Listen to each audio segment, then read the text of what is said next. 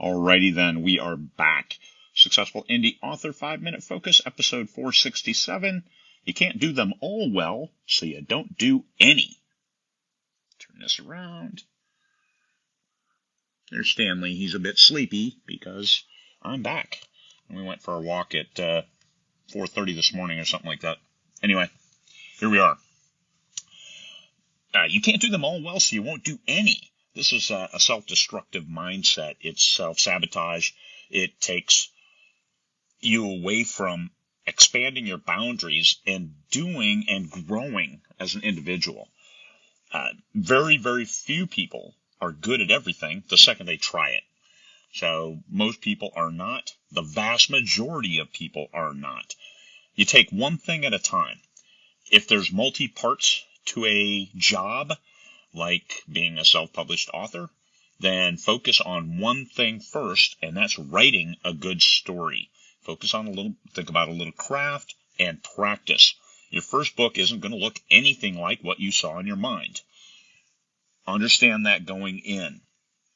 But you can make it better. You can get where you want to go by practicing, by working on those details, by making sure that the story comes out kind of like what you saw in your head, and then move forward.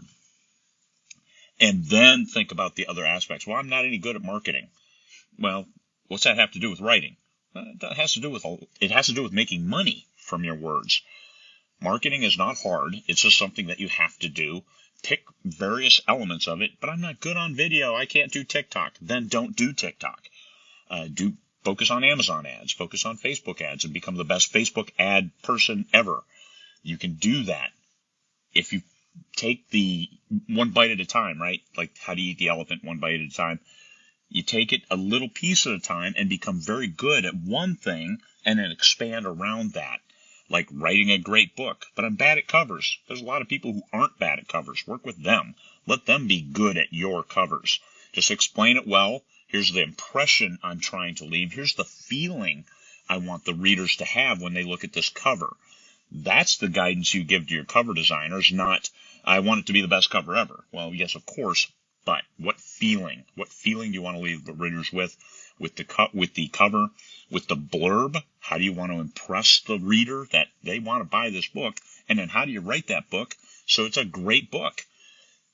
In order to do well in this business, you've got to write a book that's good enough. You don't have to write the next great American novel, the next great world's literature prize winner. It just has to be good enough. It just has to be entertaining for the readers, or educational in case of nonfiction, in a way that they want to keep reading, that they get something out of it, and that they want to get the next book. That's your bellwether of if you've accomplished what you wanted to accomplish. So one thing at a time, focus on the one thing you're good at, leverage what you're best at, and then work the other stuff so you're good enough. You don't have to be the best marketer. You don't have to be the best advertiser. You don't have to be the best blurb writer. You just have to be good enough. So take it one piece at a time for your business. Do not sabotage your business before you even start. Like, hey, I'm not great at writing, so I'm not going to write. Well, then don't call yourself a writer. But if that story's in your head and you need to get it out, guess what? Maybe you are a writer, but maybe you're afraid of failing. Well, understand, you are going to fail. Not everybody is going to have the huge bestseller with their first book. Very few people do. Most people get it with their 10th or 20th or 50th book. So that's more of a reality check. The people who do hit it big right out of the gate, we'll call them unicorns. And go out in the woods and search and see how many unicorns you find. That's how many there are. Explore your own boundaries by stretching them, by doing things that you're not good at, by doing things that you don't know if you're good at them or not. And don't stop if you find out that you're not good, because you can be good. It takes practice. Like, go jump on a piano and play it. If you've never played before, guess what? It's probably not going to sound too good. After practice, it'll sound better and better until it's good enough and you won't offend people when you jump on the piano in the bar. You might get drinks thrown at you, but and the guy who's paid to play might be a little bit upset, but outside of that, you'll be okay. All right. There we go. If you can't do them all well, you don't do any. Don't embrace that mindset because it's not very good for your personal growth. All right. Peace, fellow humans.